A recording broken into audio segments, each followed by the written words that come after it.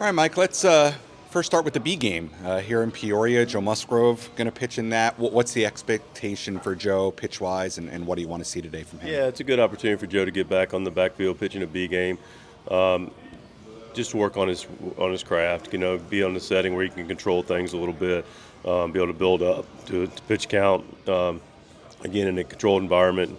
Just have Joe get out there. He's looked fine. He's going to be good today, and we're excited about the process with Joe. Any idea on the pitch count with him today, what he might be at? I don't know. I know Ruben and him have discussed it. I think it'll be kind of fluid, but I think we're looking for 2 to 3 innings, As, 45 pitches ish. as far as on the hitting side of things in that B game, might we see any kind of regulars out there today playing for See them? a few guys get some at bats. I think Pro's going to jump back there. Luke Castro's going to get some at bats, and I know Victor's talked to a few guys whether they want some at bats or not. So we'll see who pops in and wants them. Is Darvish in a B game tomorrow, or is he going to pitch the Major League game? Looks like he's in a major league game tomorrow. You're happy, aren't you? 50 or 45 pitch. Yeah, that sounds about right. Yeah, we'll evaluate it, but that's probably about the right ballpark. How is Matsui?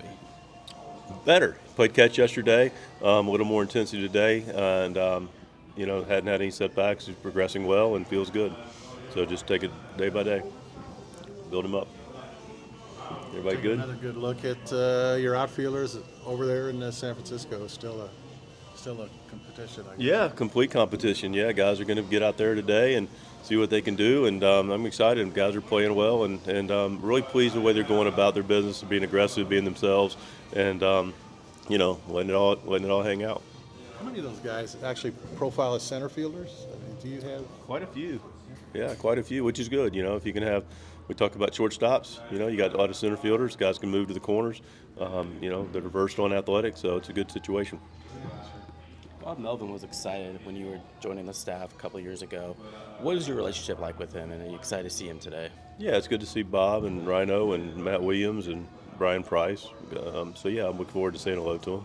What was the working relationship like with them while you were, on Bob's staff? I was very professional. I was very grateful that 2 years ago when I got here in a different role, unfortunately circumstances with Matt's hip, they invited me and asked me to help with the big league club to coach third. So I was very grateful for that. And then last year, and thankfully Matt's healthy from his cancer.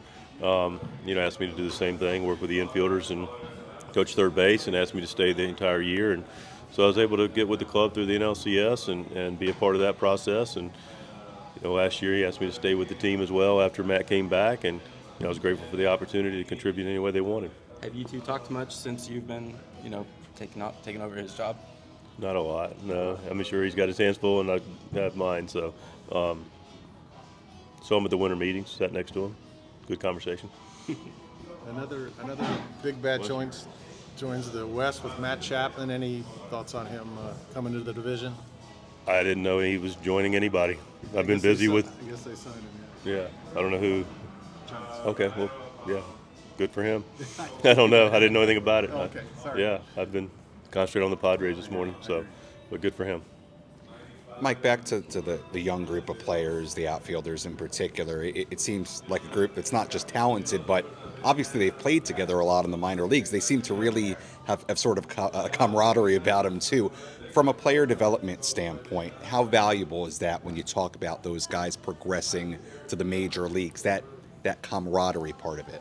It's important. It's important for guys that, sometimes you wish always on every club you had a tight group that got together, that, grew each other, that was intentional about supporting each other.